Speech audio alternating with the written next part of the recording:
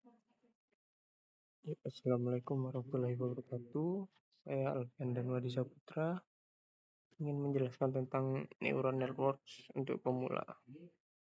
Oh ya, sebelumnya kami dari kelompok 4 yang diketuai oleh Ade Syahlan. Kita lanjut. Ini untuk agenda pembelajaran pengenalan neural network dan soft computing, jaringan syaraf biologis untuk membandingkan dengan syaraf tiruan, arsitektur komponen dan fungsi aktivasi, studi kasus, klasifikasi dan prediksi, algoritma backpropagation dan gradient descent, multilayer perceptron, dan implementasi praktis, tips, dan referensi. Kita lanjut. Ini untuk pengenalan neural network dan soft computing. Neural networks adalah teknik machine learning yang populer dan yang terinspirasi dari otak manusia. Bagian dari soft computing itu adalah pendekatan komputasi toleran terhadap ketidakpastian dan impresesi. Komponen soft computing yaitu fuzzy logic, neural networks, kinetic algorithm, dan probabilistic reasoning. NM menjadi otak sistem computing, itu tugasnya untuk learning dan adaptasi dari data, dan mampu mempelajari pola kompleks dan membuat prediksi tanpa pemrograman eksplisit. Nah, untuk aplikasi itu ada klasifikasi, prediksi, pengenalan pola, dan pengolahan citra, NLP, dan lainnya.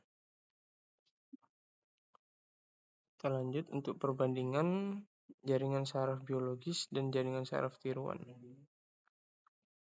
Untuk di jaringan saraf biologis, 86 neuron yang saling terhubung. Sinyalnya itu impuls elektronika via dendrit dan akson. Koneksinya tuh sinapsis, triliunan bisa berubah.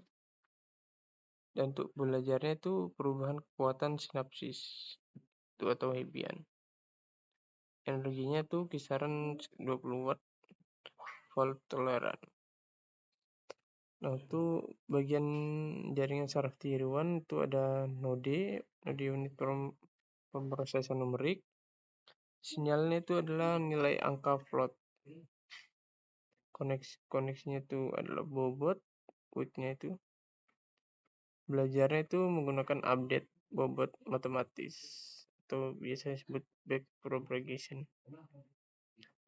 Dan dapat direplikasi, diskalakan, dan diotomisasi. Kita lanjut ke komponen utama dan struktur neuron.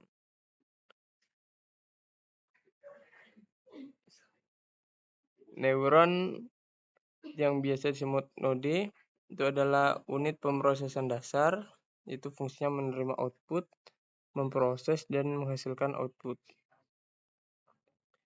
Nah, untuk bobot itu adalah parameter koneksi antara neuron yang nilainya itu yang dipelajari oleh model. Lalu kita lanjut ke bias. Bias adalah nilai tambahan agar neuron tetap aktif meski semua inputnya itu 0. Untuk fungsi aktivasi itu untuk menentukan apakah neuron aktif, lalu memberikan non-linearitas. Rumus neuron perseptron itu adalah Y sama dengan F lalu X1 dikali W1 terus ditambah dengan bias. Jadi seperti itu. Nah, untuk layar itu adalah kumpulan neuron pada level pemrosesan tertentu. Jadi anunya itu ke input, selesai ke input ke hidden, selesai ke hidden itu menghasilkan output. Nah, kita lanjut pada fungsi aktivasi dan arsitektur layar. Sigmod itu rumusnya itu seperti ini. Itu menghasilkan output 0 dan 1. itu cocok untuk probabilitas dan binary classification. Untuk TAN itu outputnya itu harapannya min 1,1. Itu lebih cepat convergen dibanding Sigmund itu sendiri. Untuk ReLU rumusnya itu seperti ini, F dalam kurung X sama dengan max 0,x. Ini paling populer, cepat dan efisien. Dan untuk menghindari vanishing gradient. Kita lanjut ke input layer. Ini untuk menerima fitur mentah, jumlah neuron. Jumlah neuron itu adalah jumlah fiturnya itu sendiri. Input layernya nih. Kalau hidden layernya itu untuk mengekstrak representasi tingkat tinggi. Semakin banyak, semakin kompleks. Jadi seperti itu. Nah, untuk outputnya tuh cuma satu ya. Satu neuron, binary atau n neuron. Kita lanjut. Nah, untuk studi kasusnya klasifikasi dan prediksi itu, jika klasifikasi itu memilah data ke kategori tertentu. Contohnya spam detection, diagnosa, OCR, dan outputnya itu sigmoid 2 kelas. Dan kalau jika softmax itu kurang dari 2 kelas. Ya, jika loss itu ada binary atau kategorial cross entropy.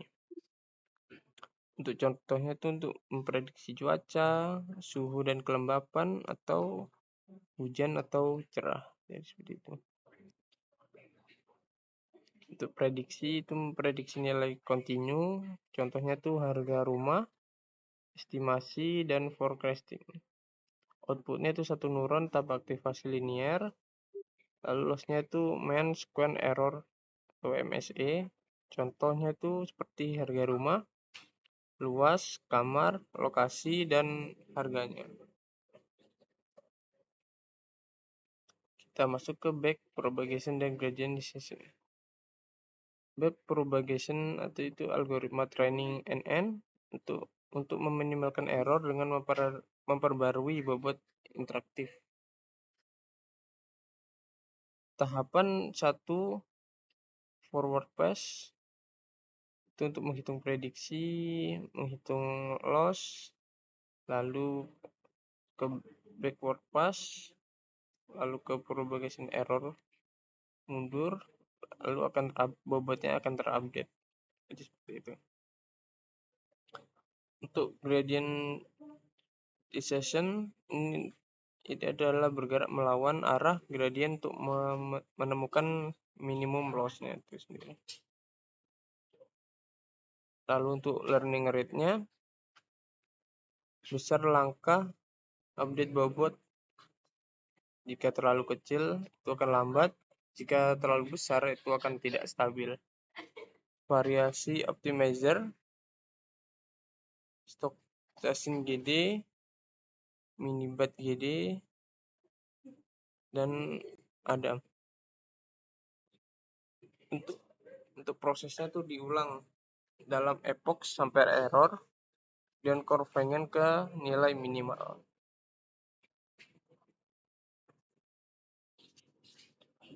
Kita lanjut multi-layer perceptron atau biasa disebut MLP. MLP itu adalah NN dengan satu atau lebih hidden layer. Perluas dari perceptron tunggal. Perceptron tunggal hanya mampu menyelesaikan masalah linearly variable N dan OR. Untuk SOR itu problemnya 00 itu jadi 0 dan 0,1 untuk menjadi 1 dan seterusnya. Jadi tidak bisa diselesaikan tanpa hidden layer. Hidden layer mempelajari representasi baru, membuat data non-linear menjadi separable. Full connected itu semua neuron N saling terhubung ke semua neuron layer. Jadi N plus 1. MPL dengan banyak hidden layer Itu adalah dasar dari deep learning modern. Kita masuk ke implementasi praktis, tools, dan workflow. Tools paling populer itu adalah Python, itu dicampur dengan TensorFlow atau bisa keras, PyTorch, Scikit-learn, dan MATLAB. Lalu platform yang dipakai itu adalah Google Colab, itu CPU yang gratis bisa diakses, ada Jupyter Notebook juga. Workflow itu satu itu persiapan dan normalisasi data, lalu ditrain, dites, lalu desain arsitektur. 4, lalu pilih host atau optimizer, dan 5, training, monitor, validation loss. Dan keenam, evaluasi dengan test set. Yang ketujuh, hyperparameter tuning, dan ke-8, deploy ke production.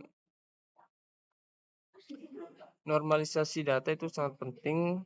Skalakan input ke 0,1 dan 1,1. Gitu.